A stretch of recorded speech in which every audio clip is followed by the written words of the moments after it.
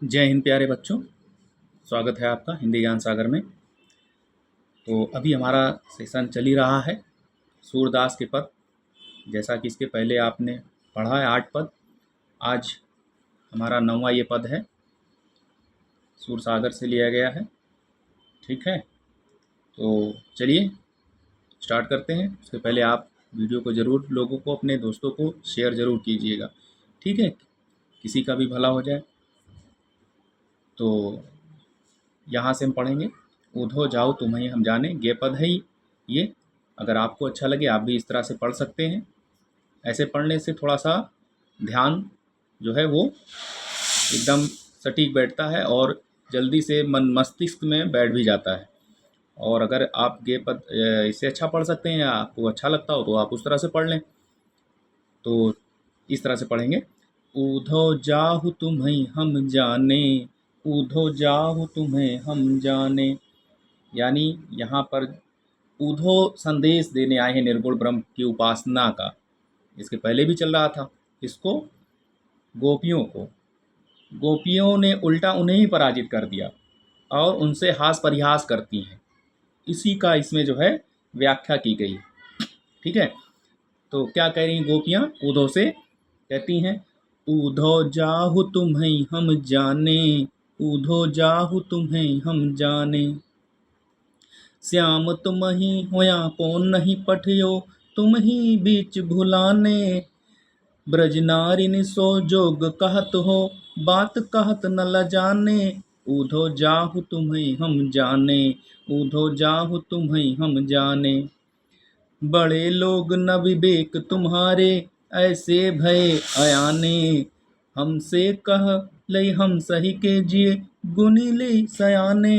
ऊधो जाहु तुम्हें हम जाने, ऊधो जाहु तुम्हें हम जाने।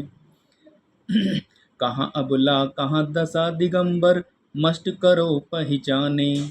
कहाँ अबला कहाँ दशा दिगंबर, मस्ट करो पहचाने।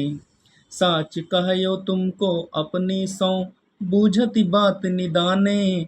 ऊधो जाओ तुम्हें हम जाने। अंत में सूरदास कहते हैं, गोपियाँ उनसे कह रही हैं ऊधो से, सूर श्याम जब तुम ही पठायो, तब न कहूँ मुस्काने। सूर श्याम जब तुम ही पठायो, तब न कहूँ मुस्काने। ऊधो जाओ तुम्हें हम जाने।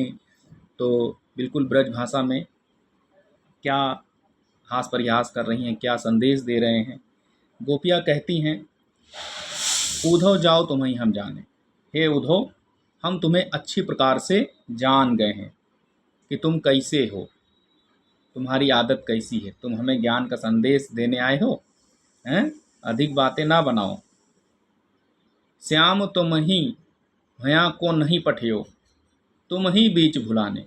यानी कृष्ण ने तुम्हें यहाँ नहीं भेजा है। हमें तो ऐसा लगता है कि तुम ही बीच रास्ते में यहाँ भूल कर चले आए हो। किसी ने भेजा नहीं है तुम्हें, कृष्ण ने तुम्हें यहाँ नहीं भेजा है, बल्कि तुम तो बीच रास्ते में भूल कर चले आए हो, भटक गए हो रास्ता।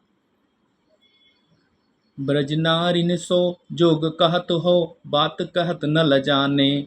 बड़े लोग न विवेक तुम्हारे, ऐसे भय अयाने। ऊधो जाओ तुम्हें हम जाने। तुम ब्रज की नारिन सो यानी नारियों से योग की बात करते हो। बात करते हुए लज्जा का अनुभव नहीं हो रहा है। यानी तुम हमसे कह रहे हो योग करो, संतों वाला योग, साधना वाला। ऐसा कहते हुए तुम्हें शर्म यानी लज्जा का अनुभव नहीं हो रहा है। बड़े लोग न विवेक तुम्हारे, ऐसे भय अयाने। तुम तो वैसे तो तुम बड़े लोग हो। बड़े लोग का मतलब कि तुम बड़े विवेक वाले हो, यानी सयाने आदमी हो। ऐसे भय अयाने, ठीक है। यानी और तुम विवेक यानी ज्ञानी आदमी होकर भी अयाने यानी अज्ञानी वाली बात करते हो। ऐसा करके तुम्हें जो है शर्म यानी लज्जा का अनुभव नहीं हो रहा है। हमसो कहीं लई हम सही के, तुमने जो हमसे कहा है, ज्ञान का जो उपदेश दे रहे हो योग साधना का, हमसो कही यानी तुमने हमसे जो कहा है, ठीक है। जिए गुण ले सयाने, हमने तो सह लिया। ठीक है। कहाँ अबला कहाँ दशा दिगंबर, मस्ट करो पहचाने। यानी तुमने जो हमसे कहा वो हमने सह लिया, लेकिन तुम अपने मन में अच्छी प्रकार से विचार करके देखो, कहाँ तो अबला हम और अबला महिलाएं, और कहाँ दशा दिगंबर। यानी दिगंबर एक प्रकार का योग साधना है जिसमें लोग निवस्त्र होकर योग साधना करते हैं। तो वही वो कह रही हैं कि कहाँ अबला और कहाँ दशा दिगंबर हैं।